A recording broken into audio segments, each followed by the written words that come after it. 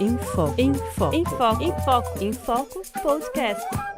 Olá, eu sou Carolina Bernardes. E eu sou Felipe Banitz. E esse é o Em Foco, podcast da Mandu, onde a gente fala sobre os temas do mundo SG e a ponte com o universo corporativo e as iniciativas de impacto social e ambiental. Hoje estamos eu, Carolina, gerente de programas da Mandu, e Felipe, CEO da Mandu, para conversar sobre fortalecimento de economias locais e como o SG pode colaborar com isso. Bom, Fê, a gente está aqui para falar de economias locais. E ESG, quando a gente ouve essa temática por aí, eu vejo que se fala muito de pactos, de combinados, de toda uma história de tratativas.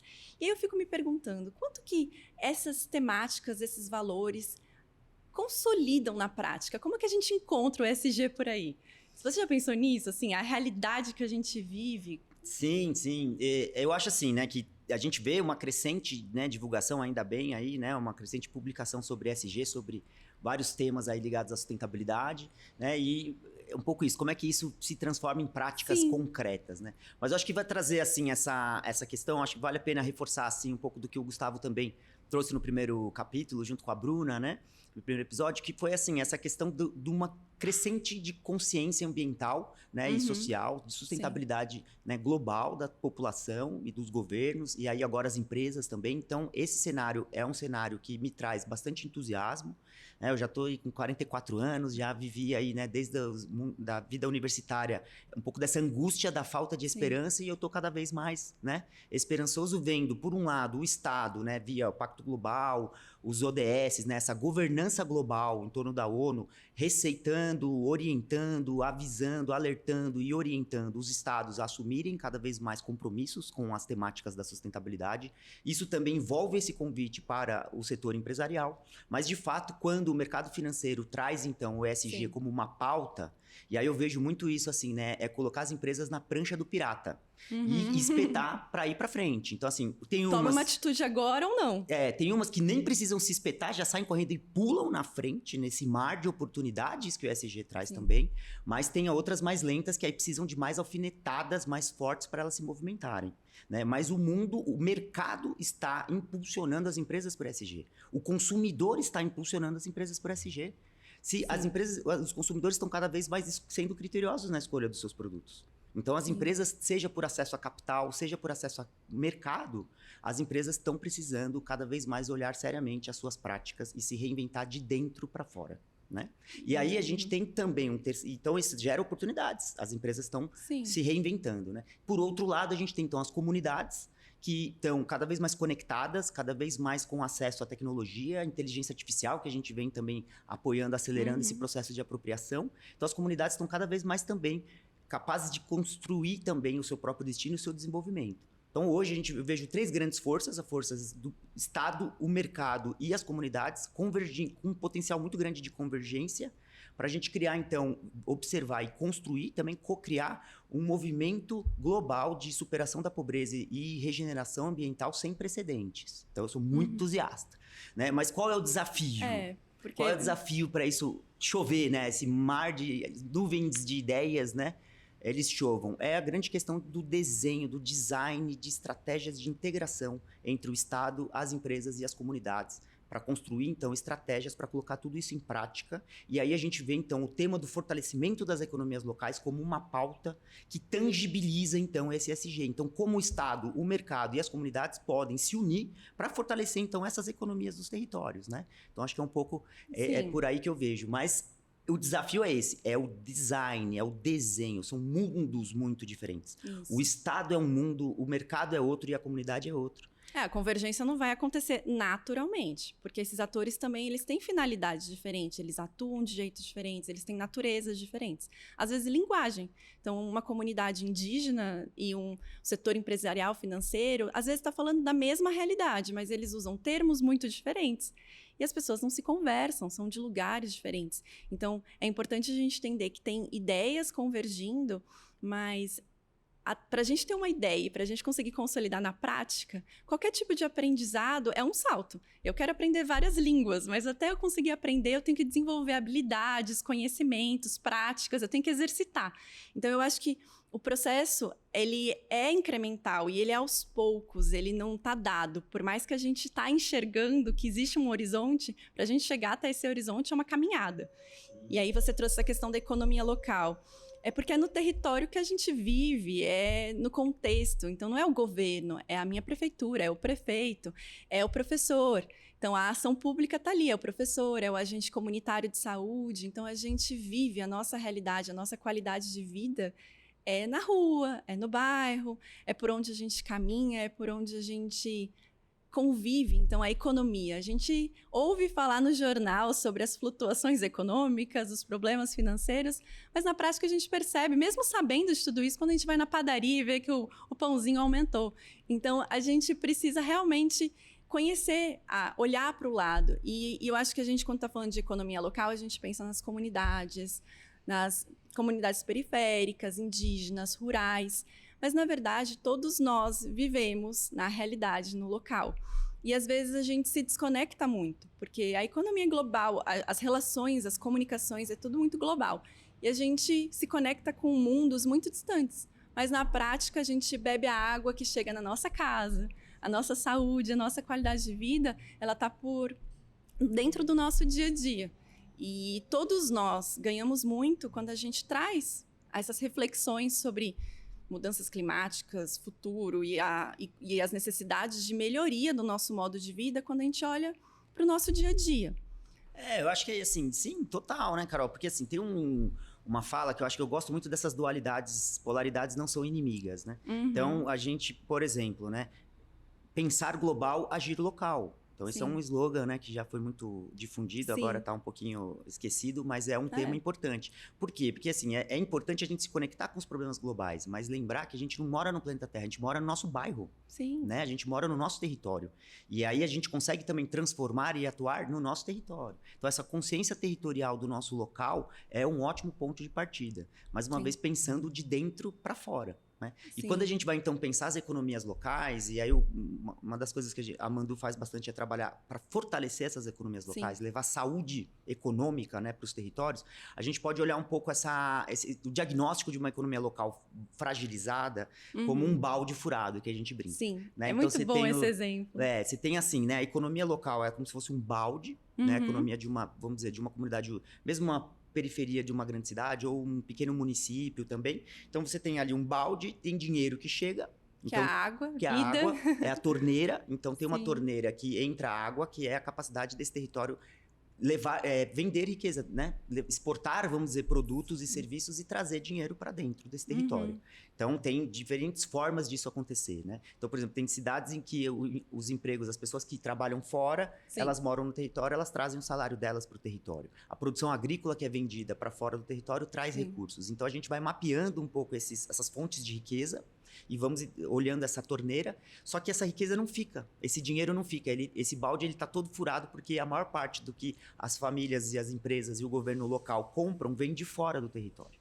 Então vira como se fosse jogar água na areia da praia, né? A água toda vai embora, então, e essa economia fica fragilizada. Então ela é uma economia que está, vamos dizer, doente, porque ela não consegue reter água, ela fica seca, tipo uma uva passa. Ela não consegue se estruturar, né? A riqueza não fica. Então, assim, e normalmente as empresas, elas se instalam, grandes empreendimentos, indústrias de base, esses setores, eles se instalam próximos dessas comunidades que estão com essas economias, com esse diagnóstico. Sim. E qual que é qual que é o prognóstico? Então, se a gente for pensar uma medicina econômica, né? Vamos fazer uma recomendação, um tratamento para esse quadro, né, de fragilidade econômica do território. É abrir a torneira. Trazer mais dinheiro, mas também tapar alguns buracos do balde. Exato. Será que só trazer de fora? Será que ali dentro, se a gente melhor organizar, não vai brotar também água? É isso que a gente é o olhar para o potencial endógeno, potencial econômico endógeno da comunidade, que é a própria capacidade dela mesma se desenvolver sem precisar tanto de fora.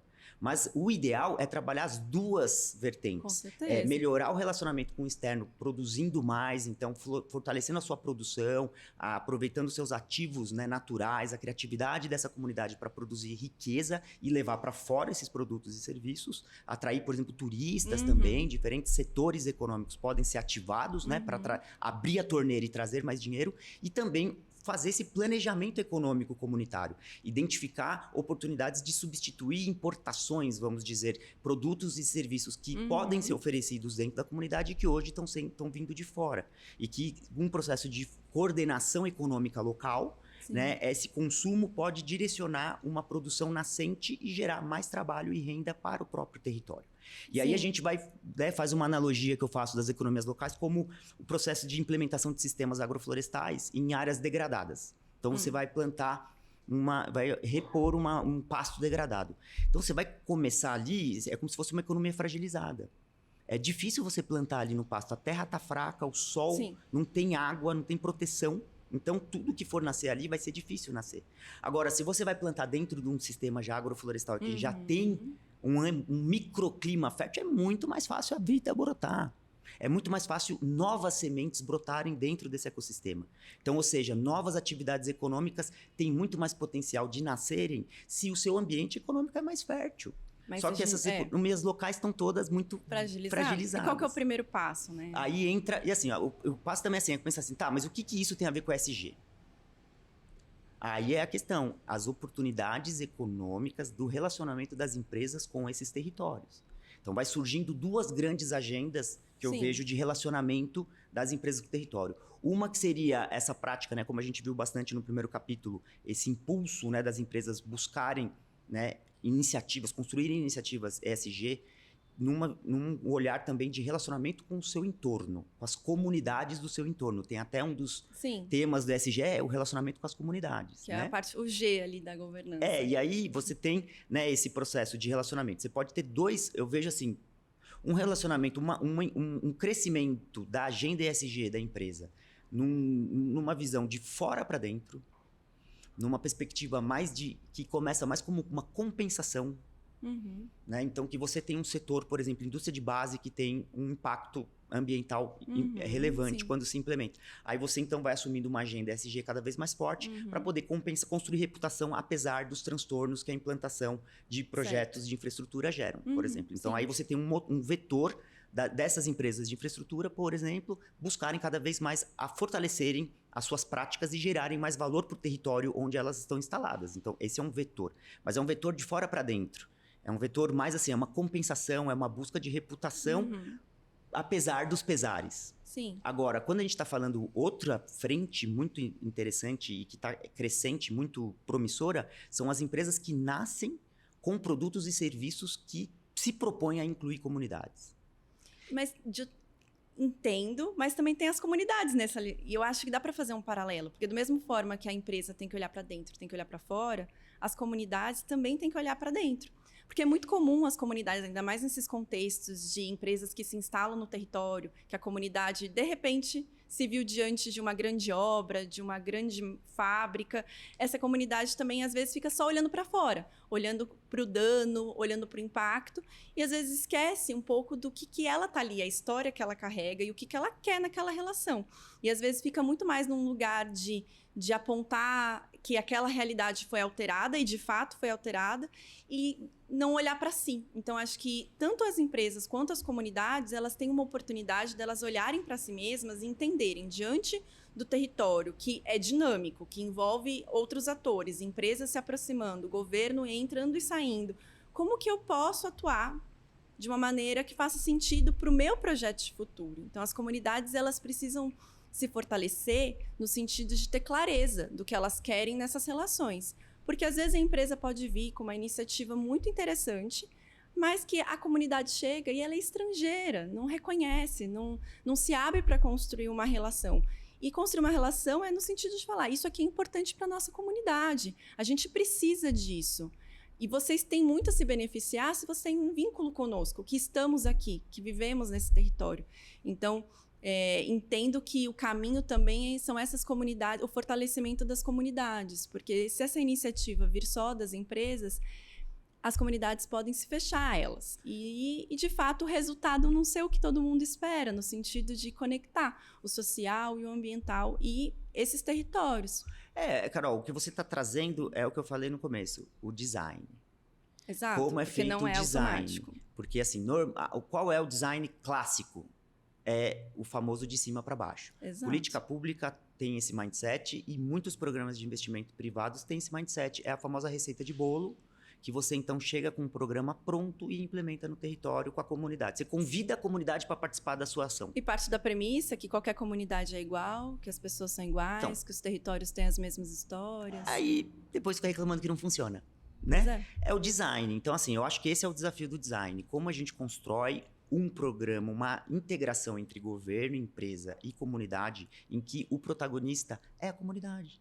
Exatamente. Essa é a grande questão. E eu acho que o que a gente bebe muito das reflexões e toda a construção também que foi feita na temática do fortalecimento dos povos indígenas no Brasil Sim. e o relacionamento também com os licenciamentos ambientais e toda essa delicadeza ali, dessa mediação. Sim. Então, que se fala muito de etnodesenvolvimento. E o etnodesenvolvimento, né, ele traz essa autodeterminação dos povos. Então, assim, são os povos indígenas que dizem o que é desenvolvimento para eles. Não é ninguém mais. Os seus planos de futuro, os seus planos de vida. É isso. Só que, assim, as comunidades, elas não, vamos dizer assim, o histórico também do relacionamento das comunidades com o Estado, com o mercado, enfim, não geraram um ambiente fértil para elas criarem esse senso de autodesenvolvimento do seu próprio. Então, é uma questão também que precisa, muitas vezes, ser construída. Apoiar as lideranças comunitárias, apoiar a comunidade a se enxergar enquanto coletivo e a construir uma visão de futuro convergente. Isso é muito interessante, porque aquele ponto que eu já tinha comentado, que a gente enxerga que comunidades são só comunidades distantes. Na verdade, está todo mundo permeado nessa economia global. A gente está cada vez mais individual. Então, às vezes, a gente vai para uma comunidade e com uma premissa de que, não, aqui já tem uma vida comunitária, todo mundo se fala, todo mundo pensa igual. E isso, na verdade, é uma visão muito distanciada, idealizada. Todos nós somos pessoas que temos nossas habilidades, nossas idiosincrasias, nosso jeito de ser. E os coletivos, eles não nascem coletivamente. Às vezes a gente está idealizando uma comunidade indígena e a gente nem vai para a assembleia do condomínio da nossa rua, do nosso prédio.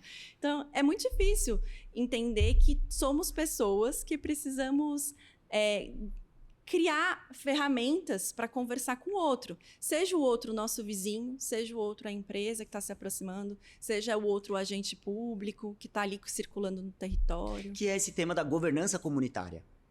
É porque eu brinco assim que a comunidade não é uma árvore. A comunidade é uma floresta. Exato. E a floresta, ela é complexa. Muito diversa. E ela tem vegetais, tem animais, tem minerais, tudo trocando de lugar muito rápido. Exato. Então, assim, né, é complexo, né? Essa compreensão da comunidade. Mas é isso, esse é um objeto de trabalho importante. E aí entra a questão da governança. A governança comunitária para que ela possa, então, se autodeterminar. Que ela esteja cada vez mais com legitimidade também, no sentido de não ser só poucas lideranças, mas que realmente essa voz seja coletiva e que, então, direcione o apoio que vem chegando e que a tendência é que chegue mais. E tem algumas ferramentas para isso, né? Sim. Então, assim, a gente vê o que todo mundo fala, né? As associações comunitárias, as cooperativas, mas a gente gosta muito também da possibilidade dos negócios comunitários. Sim. Então, são diferentes arranjos. Então, dentro da comunidade também, a gente não pode pressupor que é um único arranjo coletivo. Na verdade, não. Se potencializa quando tem vários arranjos que se complementam. Porque na comunidade tem homens, tem mulheres, tem jovens, tem pessoas mais velhas, tem histórias diferentes circulando. Tem agricultores, tem pescadores, tem costureiras, tem boleiras. Então, tem gente de muitas formas que podem se conectar com a realidade daquele território, podem produzir significado sobre aquele território e podem se movimentar. Se você se movimenta ou age de uma forma que não tem a ver com a sua natureza, não flui. Então, isso acontece muito quando um projeto vem com uma ideia muito fixa de trabalhar o fortalecimento, por exemplo, de um projeto de piscicultura. Mas chega lá, a comunidade não tem essa vocação. Não é o que ela quer. Não quer o que ela quer, então não vai fluir. A gente tem que entender. E as pessoas têm que ser felizes no que elas fazem, no que elas se propõem, ainda mais numa atividade coletiva, onde você tem que abrir mão de muitos aspectos individuais, de sonhos individuais, para construir ali algo coletivo, porque não vira realidade. Eu sozinha não consigo construir uma comunidade, uma pessoa sozinha, a gente vê muito isso. Uma liderança sozinha não vai conseguir tocar um grande projeto de geração de renda. Então, muitas responsabilidades precisam ser divididas. Então, e aí acho que, assim, mais uma vez eu volto, é o design, né? Então, a gente poder apoiar, porque, assim, é um pouco, né, o papel da Mandu também se coloca a serviço desse processo de fortalecer essa governança comunitária, apoiar o território a se ficar cada vez mais forte, organizado, para então aproveitar cada vez melhor as oportunidades que virão. Sejam oportunidades de projetos, que aí seria mais no caso, por exemplo, né, voltando para aquela visão de 2 perfis aí de empresas que vão de agendas empresariais ESG que vão estar tocando, né, batendo na porta e tocando a campainha das comunidades com oportunidades.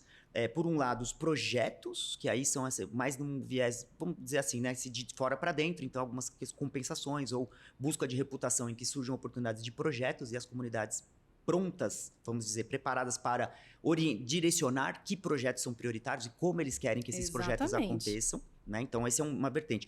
Por outra vertente, que é a que eu sou mais entusiasta ainda, é a vertente dos mercados. Indústrias, por exemplo, aí a gente vê hoje 2 grandes frentes, a bioeconomia e a economia circular, como 2 grandes oportunidades de mercado para as comunidades poderem ser fornecedoras de insumos para essas indústrias, para esses atores econômicos. Então, por exemplo, a bioeconomia amazônica. Mas só hoje, fornecedores? Não, assim, a visão seria, do ponto de vista econômico, sim, no sentido assim, por exemplo, uma indústria que compra produtos da bioeconomia. Certo. Então, isso é uma oportunidade econômica que não existia, porque a comunidade, então, agora pode se organizar, se fizer sentido para ela. E aí, mais uma vez, a necessidade dela estar minimamente organizada, né, com uma boa governança, para poder, então, se ancorar numa cadeia produtiva da bioeconomia. E aí, conectando com uma cadeia produtiva com a bioeconomia, aí a gente abre a torneira e faz com que muito recurso chegue para o território. Porque daí a gente vai transformar, por exemplo, né, a gente acompanha muito, trabalha diretamente com isso, várias comunidades hoje que fornecem produtos da bioeconomia para a própria Natura, por exemplo, é um parceiro nosso super relevante desse setor, que é um grande exemplo, são mais de 40 comunidades, que a Natura compra ali um volume muito grande de produtos da bioeconomia, como Tucumã, Ucuúba, Patauá, um monte de nomes ali que são produtos que estão lá no mato, caindo na floresta, não tem mercado, porque quem que vai comprar? Aí a Natura chega e está comprando, e outras empresas também. Então, é outra oportunidade ESG. E por que a Natura está comprando, por exemplo? Porque ela quer oferecer, porque o consumidor quer cada vez mais produtos que transformam, fortalecem economias locais, protegem biomas e preservam saberes tradicionais. E fortalecem economias locais porque não é só o produto, né? Então, às vezes, você pode ter uma copaíba extraída de um modo que a gente não sabe quem está extraindo. Outra coisa é saber que foi a Dona Maria, da comunidade ribeirinha, que tem um modo de fazer, um modo de conhecer. Então, ainda mais numa economia global como a nossa, a gente se conecta com essas histórias. Sim. Então, você está consumindo um produto, mas não é só um produto. Você está se conectando com uma realidade de um outro território. E você se sente responsável por esse território, fomentando essa riqueza. Aí a ponte com um episódio, né, que o capítulo passado que a Bruna e o Gustavo falaram do greenwashing. Então, assim, aí esse trabalho é a vertente ESG legítima, que vai de dentro para fora. É você comprar insumos da floresta para fazer o produto que o consumidor quer, porque o consumidor está querendo cada vez mais produtos com história. Produtos, é isso, assim, essa é a minha frase. Produtos que fortalecem economias locais, protegem biomas e preservam saberes tradicionais. E essas comunidades, elas conscientes do que elas querem produzir, do que faz sentido para elas, elas também não vão vender aquilo que estão querendo comprar. Ela pode escolher o que ela quer vender e por que ela quer vender e o que faz sentido para ela. Porque também acontece isso, de ter uma demanda. Eu acho que a gente tem uma mudança aí. Porque as comunidades sempre foram, de alguma forma, aí vem a questão do pacto colonial, sempre teve uma extração. Então, como é que a gente muda de uma relação de extração para uma relação de construção, de troca?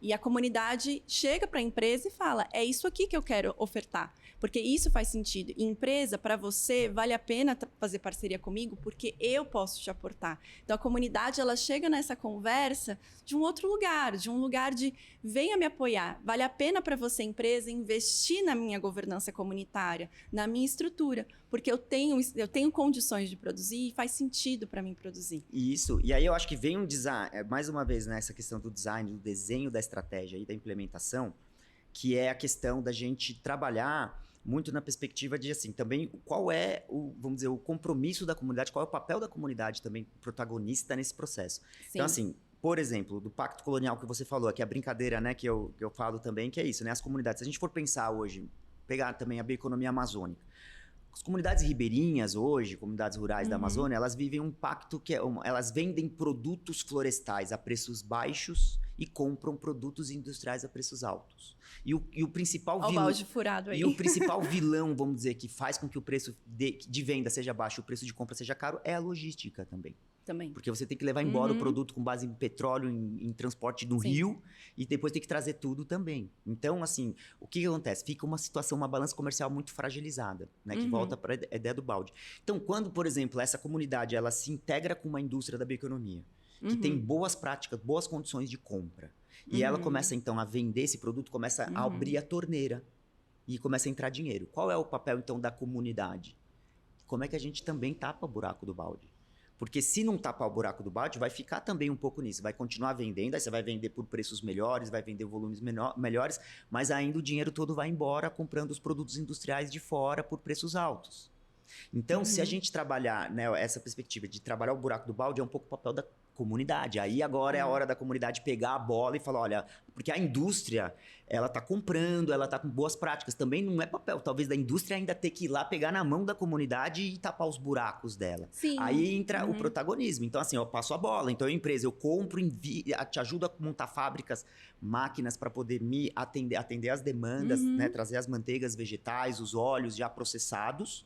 Mas a prosperidade que essa atividade gera, aí é papel da comunidade, então ver como que isso pode construir fundos comunitários para poder fazer reinvestimentos, fomentar as produções de alimentos locais, aproveitar a merenda escolar também e criar esse circuito econômico local. A gente está falando então de, né, Pacto Global, ESG, Amazônia e tal, mas na prática, assim, né? Conta um pouquinho, você como gerente de programas da Mandu, que toca aí várias iniciativas nossas, como é que você vê essa prática aqui? Conta um pouquinho pra gente, assim, alguns projetos aí, como é que é isso? Primeiro que os projetos são muito diferentes entre si.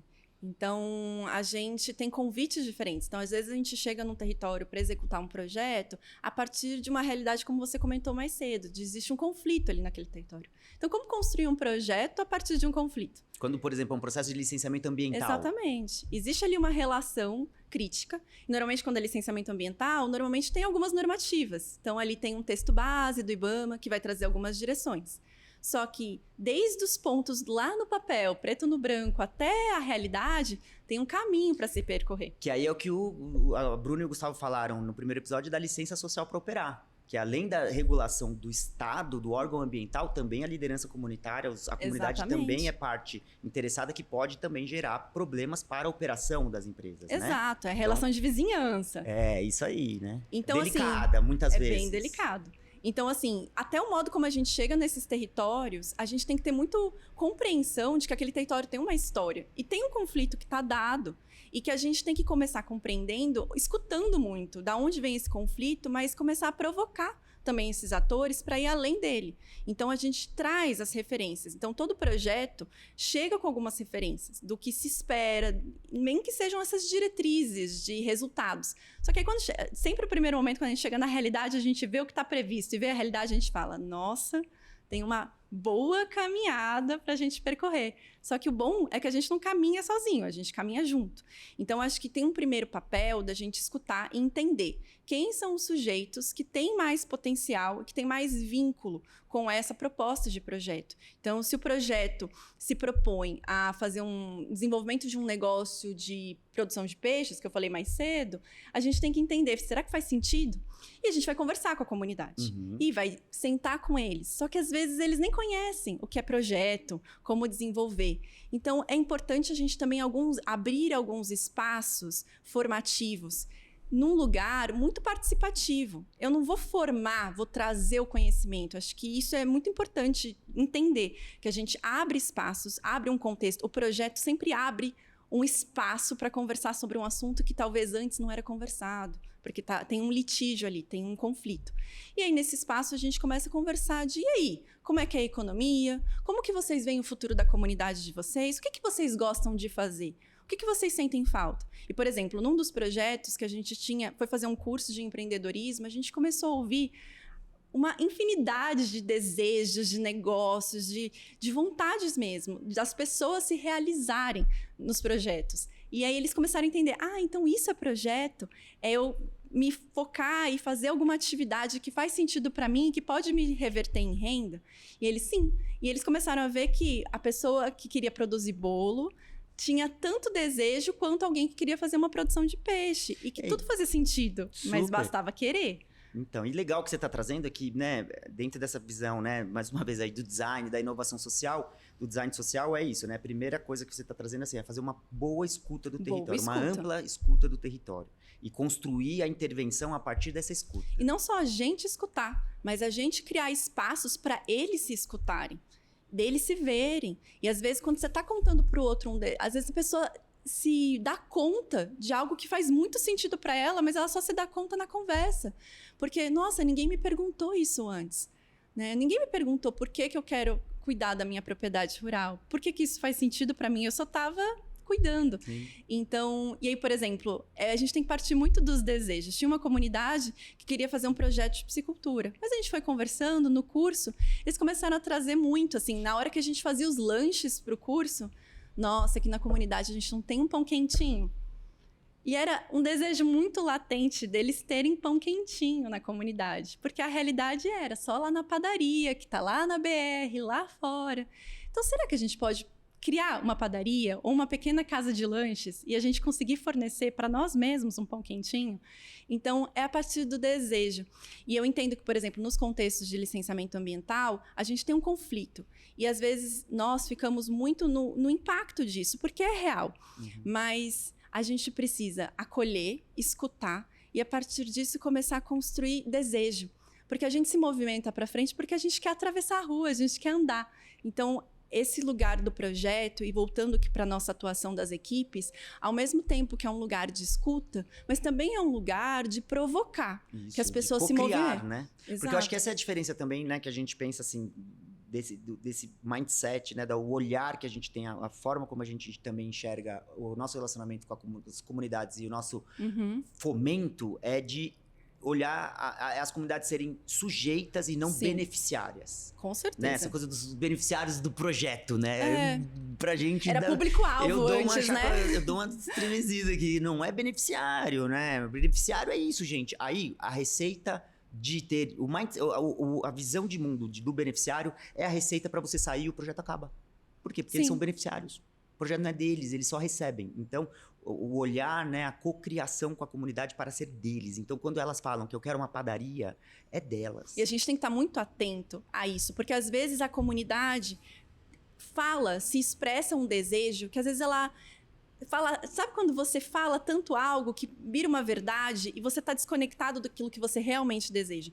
Então, às vezes as comunidades vêm, eu quero um projeto assim, eu quero um projeto assado. E aí você chega lá enquanto equipe, olha e começa a buscar quais são as condições concretas de se viabilizar, e a gente começa a ver que não necessariamente é por ali. Então, a gente também tem que saber fazer as perguntas certas, não só escutar. E provocá-los a pensar, tudo bem, você quer essa realidade, mas você está disposto a se dedicar todos os dias para construir essa realidade? Perfeito. E como?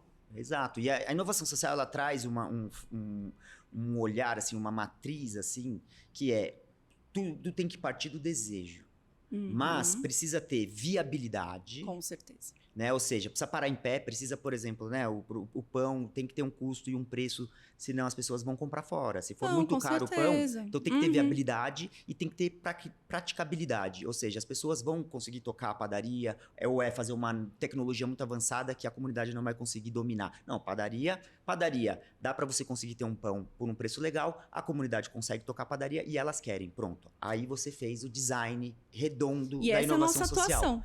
E esse é e a gente fala bastante disso, né, Carol? Porque assim, é a base da construção do prédio. Se a gente quer construir um prédio de 20 andares, é a base. E eu acho que assim, a gente insiste, né? Eu acho que assim, esse tema, acho que é bom dar uma reforçada, assim, né? Uma grifada, que é isso. O erro clássico nasce aí. Muitos investimentos gigantes que a gente conhece, programas grandes, começam errado.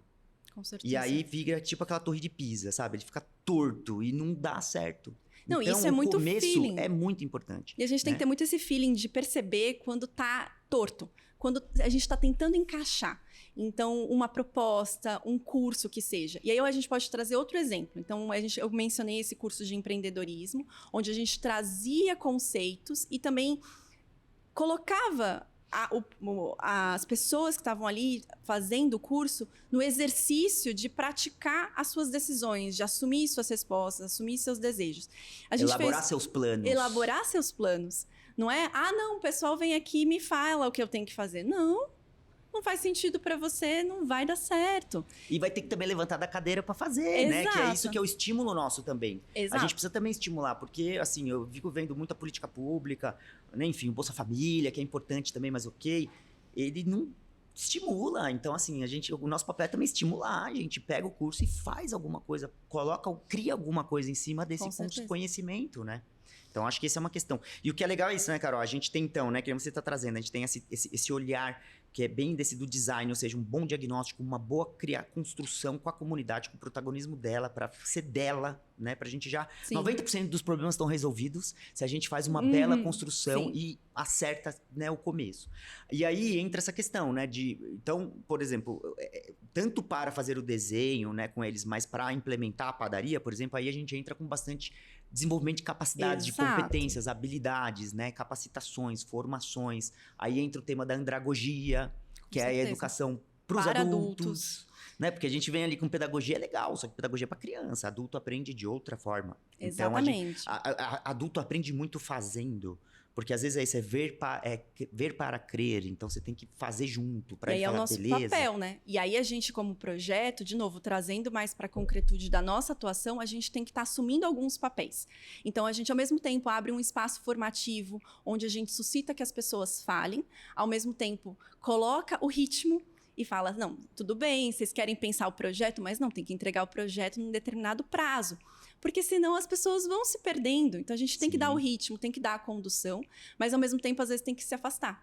Então, agora vocês vão seguir com essas tarefas. E a gente vai se afastar e volta daqui, depois de um tempo. Autonomia, construção da autonomia. Desde o primeiro dia. E desde o primeiro dia, chamando eles para a responsabilidade de trazerem as respostas, de trazerem o porquê que eles querem fazer. E às vezes é difícil. É muito comum a gente ver as pessoas, eu quero isso, eu quero aquilo.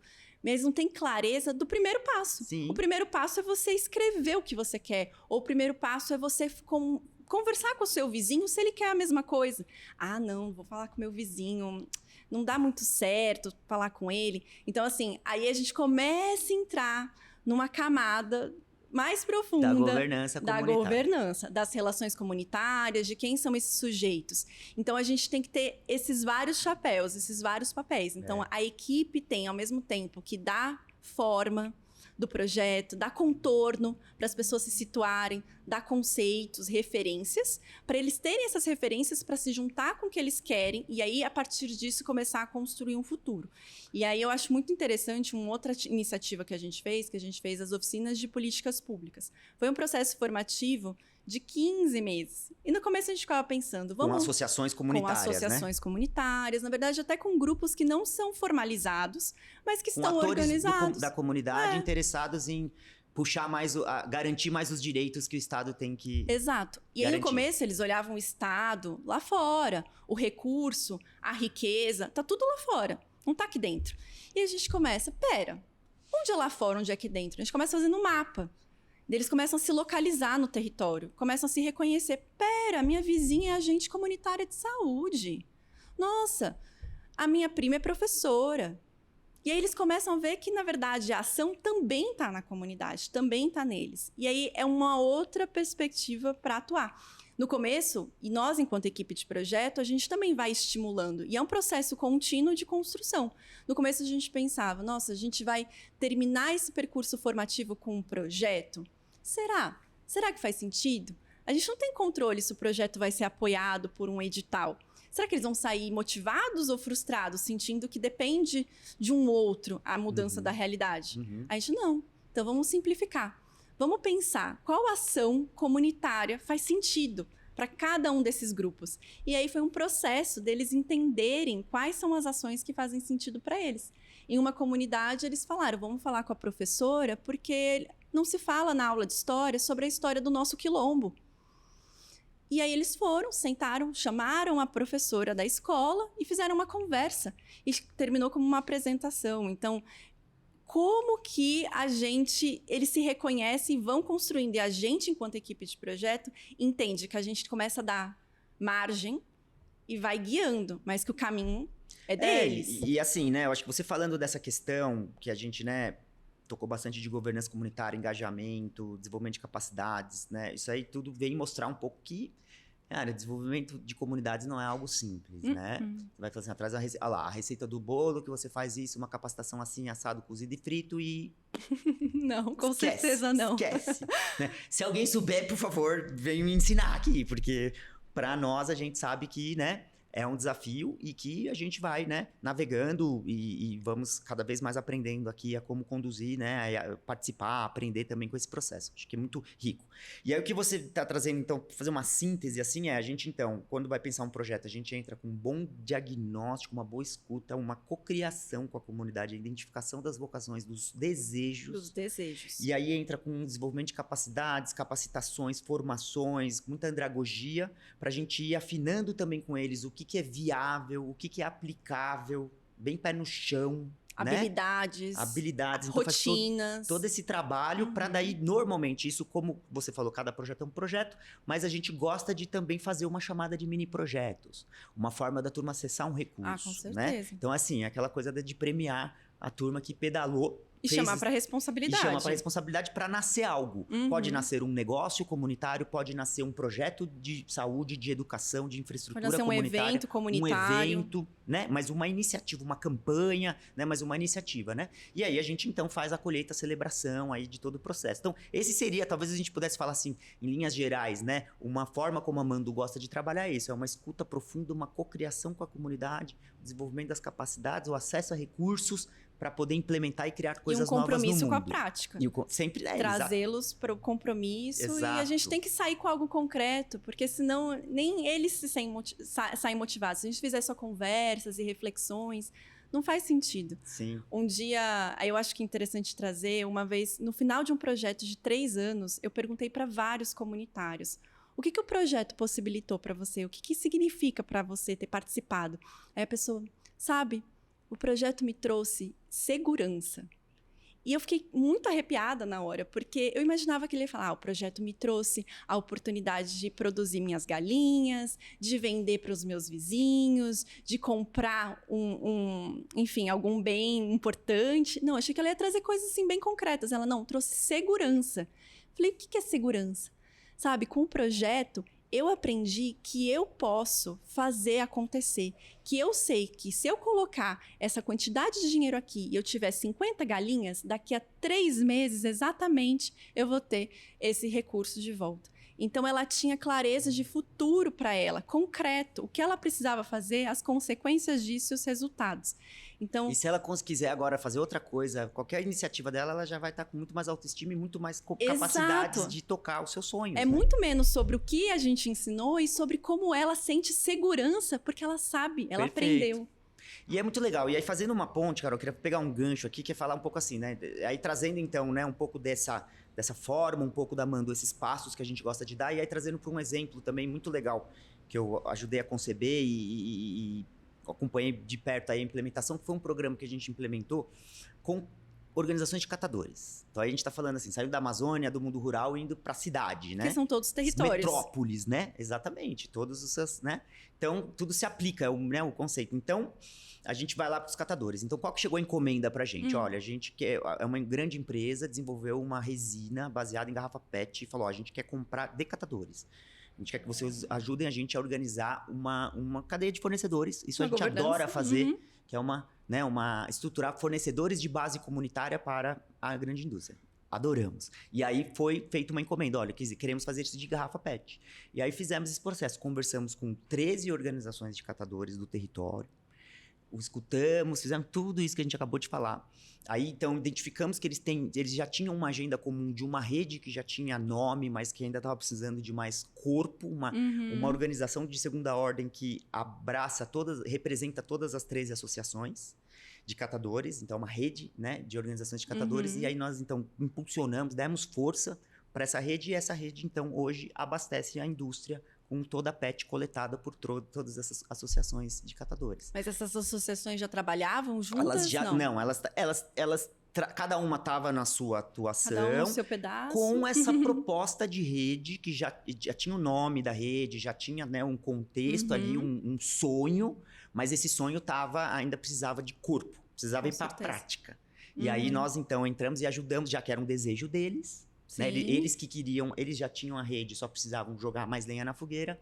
Nós entramos, então, fizemos um trabalho com as associações individuais e com a rede e entregamos, então, para o cliente, para o nosso parceiro, essa cadeia de PET toda organizadinha, e para os catadores eles vendem por um preço bem superior ao preço que eles vendiam antes a PET. E o prestígio, né? O reconhecimento. Super. Ainda mais quando a gente está falando com comunidades vulneráveis, que no primeiro momento, às vezes não se veem como proponentes, como sujeitos. A sociedade, eu acho que também não reconhece. Então, ter iniciativas dessa forma são muito valorosas. Sim. E um exemplo, assim, que eu acho que é um exemplo muito pequeno, mas que é simbólico, eu acho que é mostrar um pouco, assim, voltando para aquilo que eu falei do protagonismo da comunidade também em o que faz, como aproveitar essa prosperidade para poder também irradiar isso e fortalecer a economia local, e não só um negócio local, mas a economia local. Por exemplo, né, um exemplo singelo, mas mostra isso. Uma associação que tinha desse projeto que tinha uma área maior ociosa, vamos dizer, o seu terreno tinha uma área livre, eles implementaram, a gente conversou com eles a partir do desejo, é o mesmo esquema, entramos com as capacidades e com recurso e implementaram uma horta no galpão. A gente brinca assim, a horta do galpão. E estão lá colhendo as verduras, legumes para o almoço. Os cooperados também levam um pouquinho para casa quando está sobrando, os associados, né? Então é uma iniciativa que mostra isso. A comunidade agora tem que pegar então essa prosperidade e fazer a sua parte também. Fazer acontecer. Né? E assim, não só, por exemplo, né, no caso delas, né, que é fortalecer a própria associação e também essa iniciativa de ter mais alimento, né? Mas também estimular outros negócios do território. Qual é aquela questão do balde? Uma associação, então, que começa a valorizar mais a sua garrafa PET, aumentar o volume de PET, aumenta a torneira e entra mais dinheiro no território. E essa associação pode aproveitar esse dinheiro para estimular outros comércios e fortalecer essa economia do bairro. Círculo virtuoso. De quanto mais você incrementa um território, ele se sente mais fortalecido, mas ele se sente capaz de fortalecer outros, né? E crescer. E aí e tem uma temática que vale a pena só tocar aqui, que é muito interessante, que são as moedas locais, os bancos comunitários, que tem as moedas locais, agora as moedas eletrônicas locais, que vêm para justamente olhar para esse fortalecimento dos circuitos econômicos locais nas periferias das grandes cidades. Até legal quem se interessar pelo tema e procurar um pouco entender mais, que é isso, é você basicamente criar, então, moedas locais para justamente essa riqueza circular. Porque só os negócios do bairro vão aceitar essa moeda. Então, quem tem a moeda, compra do negócio do bairro. Exatamente. E como diz o slogan do Banco Palmas, que foi quem trouxe para o Brasil essa tecnologia, né, que difundiu de uma maneira, né, muito nobre, é essa questão. Compre do bairro é mais emprego. Com certeza. Então, se você cria um mecanismo que estimula as pessoas a comprarem do bairro, um mecanismo financeiro, uma moeda, um papel, que faz com que as pessoas priorizem a compra no território, você é a comunidade fazendo o seu papel, que é transformar essa prosperidade que vem de fora em abundância dentro da comunidade. Né? Ou seja, ferramentas existem, mas realmente tem que fazer sentido para aquela realidade. Porque se a comunidade, o bairro, olhar, por exemplo, essa moeda e não se reconhecer, não entender o sentido, não ter participado dessa construção, talvez não flua, talvez não faça sentido. Exatamente. E aí, então, realmente ferramentas há várias, contextos vários, urbanos e rurais. Então, depende muito da gente escutar essa realidade e em conjunto e construindo esses mecanismos. Mas é muito importante esse compromisso de estruturar realidades, né? De nem que seja do pouco. Então, com as comunidades, e eu acho que é um exemplo para todos nós, porque eu, pelo menos, fico muito, às vezes, quando a gente ouve todas essas questões de mudanças climáticas, a gente fica muito frustrado, porque ao mesmo tempo que a gente quer fazer uma ação, às vezes eu quero reciclar meu resíduo, mas o bairro onde eu moro não tem coleta seletiva, e aquilo paralisa. Pois é. Então, é importante a gente pensar que, dentro do meu espaço de governança, dentro do que eu conheço, o que eu consigo me movimentar? E eu acho que os exemplos das comunidades nos trazem muito essa realidade de pequenas ações que fazem muita diferença. E teve o exemplo da própria Oficina de Políticas Públicas, que uma das comunidades conseguiu fazer com que a prefeitura começasse a fazer a coleta dos resíduos sólidos dentro da comunidade. E isso só aconteceu depois que a prefeitura teve ciência por conta da própria comunidade, que foi porta-voz da sua organização interna. É isso. Às vezes, quando a gente está falando de organização comunitária, a gente fala muito de elaboração de projetos. Mas o passo é muito anterior. Às vezes a comunidade precisa primeiro entender, se organizar. Suas prioridades. Mas organizar, assim, um mínimo. Não, uma vez por semana eu vou me dedicar a essa atividade. Eles nem têm clareza disso e já querem partir direto para o diálogo e eles nem sabem se eles têm as condições para isso e às vezes buscar outras ajudas para se fortalecer. É a questão, né, do desejo com viabilidade e com aplicabilidade. Porque às vezes também a comunidade faz um pedido para o poder público que está às vezes fora do próprio alçada, às vezes é uma alçada do governo do estado, por exemplo. Ou vai pedir algo que também realmente, do ponto de vista de orçamento, é muito irreal, entendeu? Frente ao benefício que vai ser gerado, o número de pessoas, né? O custo de uma ação versus o número de pessoas que vão ser beneficiadas. Então, tudo isso, se a gente, né, trabalhando com as comunidades e lapidando, chegam-se com pedidos mais consistentes, com maior chance de serem atendidos. Gente, a gente só está pedindo que o caminhão do lixo passe na comunidade. É simples o pedido, então tem maior chance. Agora, se eles quisessem construir uma central de triagem lá, aí tá fora da realidade. Eles compreenderem, né? Essa questão do pedido é interessante. A gente também teve um exemplo de uma comunidade que queria que se construísse um polo base de saúde, um posto. E aí a gente foi conversar um pouquinho, mas como que funciona? Sabe quais são as regras? Como é que está organizado o recurso da saúde? Eles entenderam que não fazia sentido que a prefeitura, por mais que eles pedissem, a prefeitura nunca ia construir ali, porque não estava no raio da política pública. Não é aplicável, não percebe? É aplicável. Aí o design tá ruim. Outro. Aí se você faz todo o movimento com a comunidade, nós estimulamos eles a irem lá na secretária da saúde e fazer o pleito, sendo que ele não tem aplicabilidade, o design tá ruim. Exato. Não vai dar certo. E aí eles começaram a pensar, então assim, tudo bem, esse não é o caminho, mas será que esse é o desejo? Vamos entender. Não, o desejo é que a gente consiga marcar consultas de rotina com mais rapidez. Então a questão não é o posto, a questão é agendar, é o serviço. Então, será que não tem outro caminho? Então, com mais clareza da necessidade, eles conseguiram conversar e abrir uma conversa com a prefeitura que deu outras opções. Que melhorou o design, deu resultado. Né? E o que eu acho que é legal também um pouco dessa questão desse olhar, né? Voltando um pouco pro balde furado, mas olhando para a família, que eu acho que é legal, a gente falou um pouco de saúde, né? Então a gente vai tocando muito na questão da família e a Mandu, né? A gente tá cada vez mais também olhando para essa questão, né? Além do mundo econômico, mas assim, a gente olhar a infraestrutura da família, a saúde, né? Sem infraestrutura, com infraestrutura, melhora a saúde. Com uma saúde melhor, melhora a educação. Com uma educação melhor, melhora a renda. Então, assim, é legal a gente ir já, vamos trabalhar na renda porque a comunidade quer. Importantíssimo. Mas também, se a gente cuida da infraestrutura da saúde e da educação, a gente constrói, eu acho que o design fica mais arrojado, fica mais efetivo, na minha opinião, para a gente conseguir contribuir para essas grandes metas hoje colocadas, ESG, de superação da pobreza. Muitas empresas estão assumindo compromissos de tirar as pessoas da pobreza. E de tirar as pessoas da pobreza, eu acho que é olhar mais do que a renda. Né? Porque a renda, daqui a pouco, dá algum revés e aí perde a renda e depois para retomar. Se não tem infraestrutura, a saúde está ruim e a educação também, fica muito vulnerável. E aí, se a gente consegue, né, criar essa escadinha, a gente consegue contribuir para que as famílias sejam mais resilientes, mais preparadas para desafios que possam vir. Né?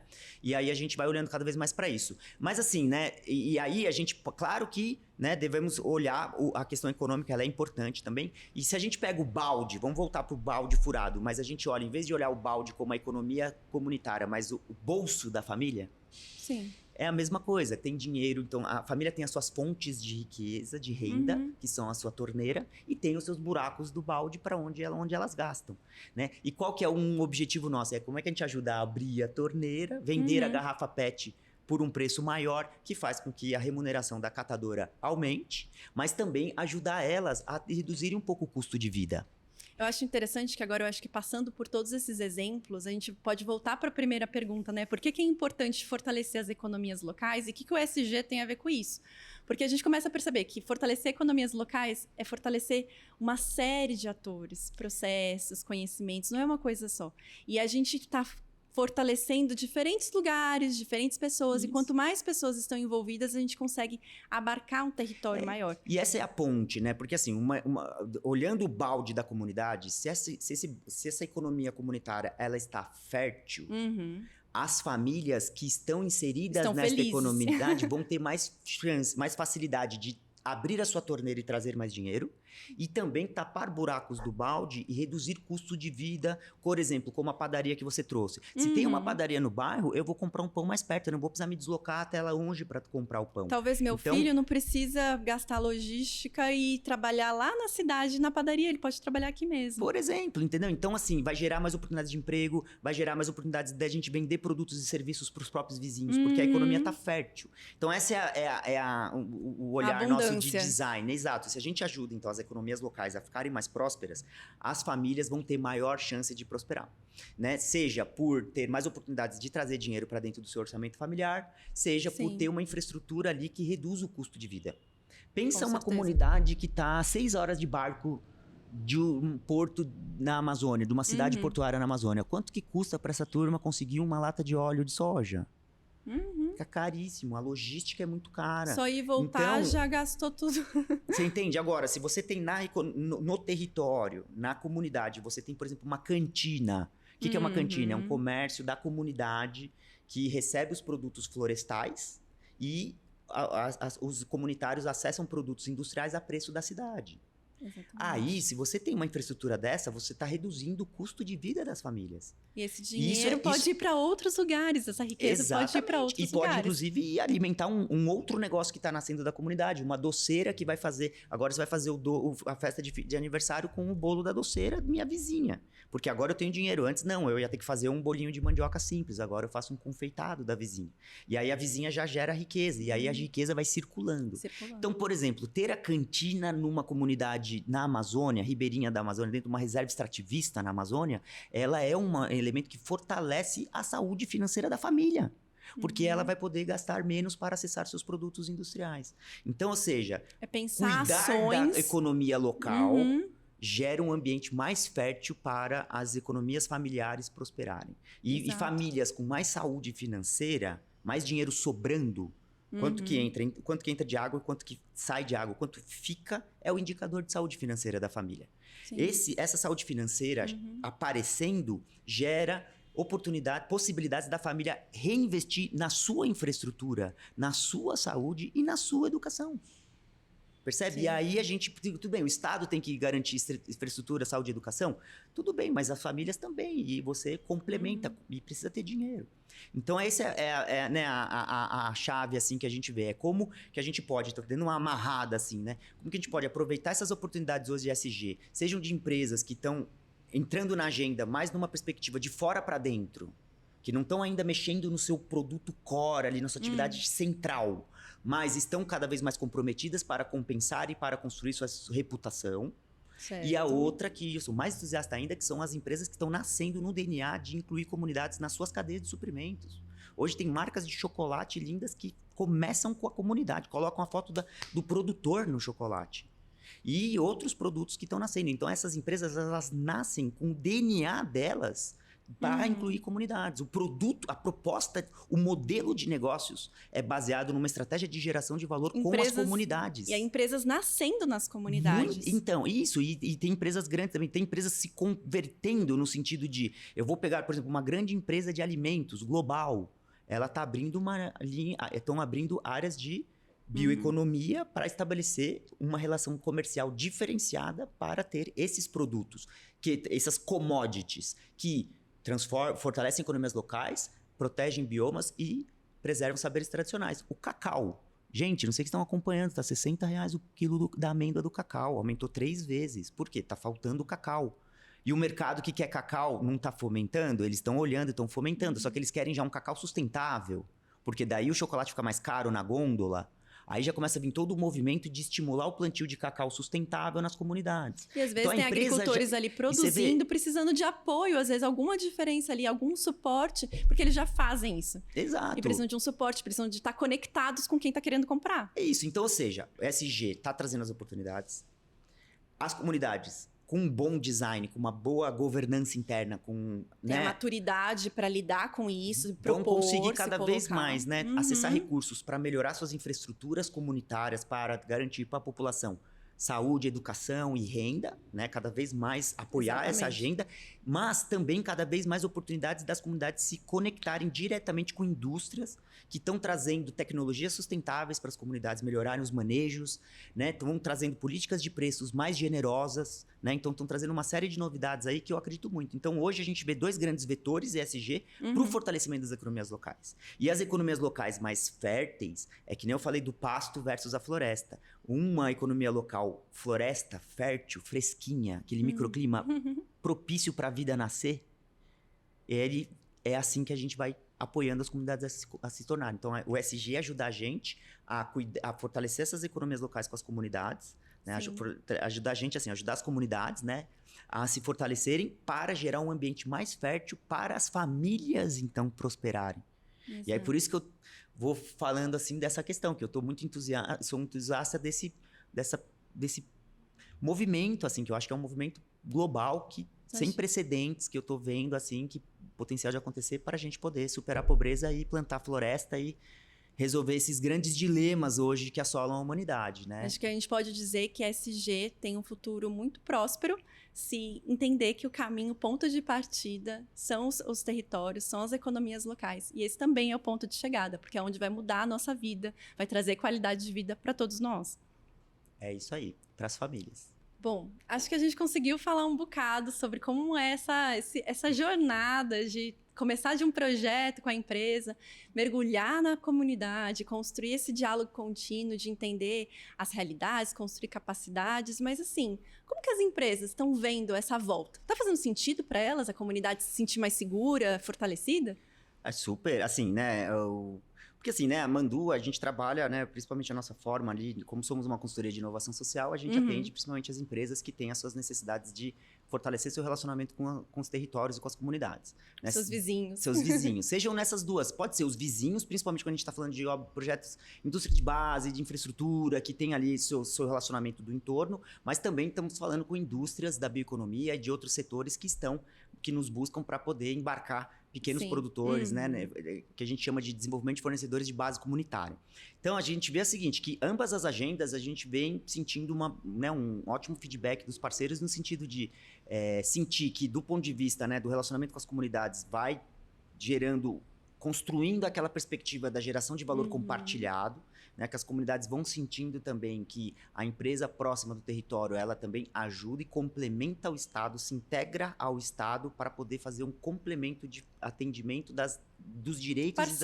Uma parceira para poder contribuir para o desenvolvimento e o fortalecimento da economia local. Então, por isso, esse lado, né, é bem interessante, que é uma visão bem territorial, né, da melhoria ali do relacionamento com os territórios. E, por outro lado, a gente vê muito a indústria também, que vai absorvendo, vai comprando também, vendo melhoria nos seus fornecedores, vendo, né, porque a gente trabalha muito nos critérios de atender as políticas comerciais. Então, são questões exigentes, né?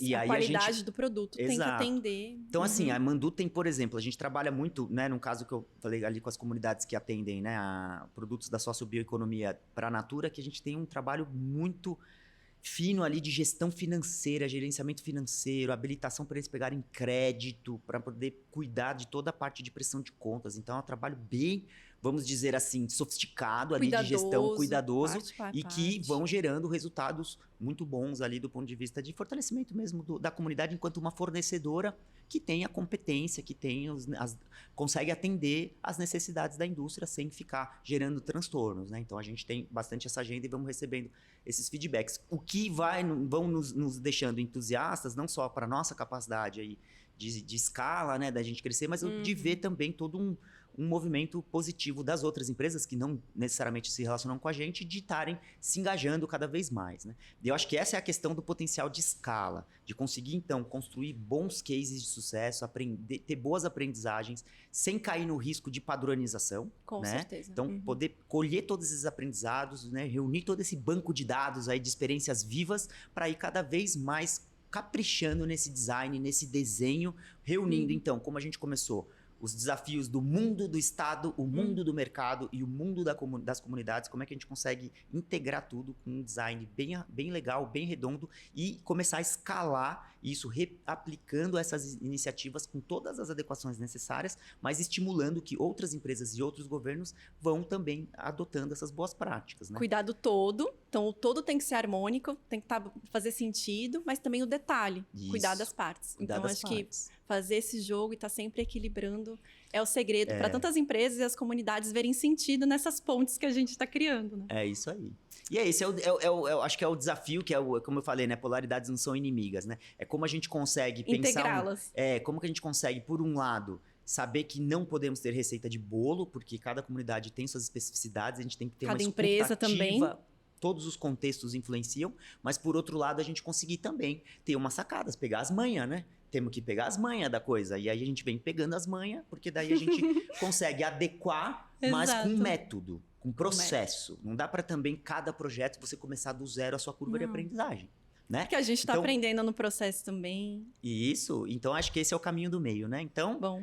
Isso Acho que a gente aí. conseguiu falar um bocado de coisas e a gente conseguiu percorrer essa complexidade que nos encanta todo dia atuando aqui. Então, se você também gostou, curte esse vídeo, volte para cá. A gente vai ter outros podcasts e a conversa vai continuar. Espero contar com o seu comentário aqui embaixo para ver como é que essa conversa ressoou aí para você. Até mais!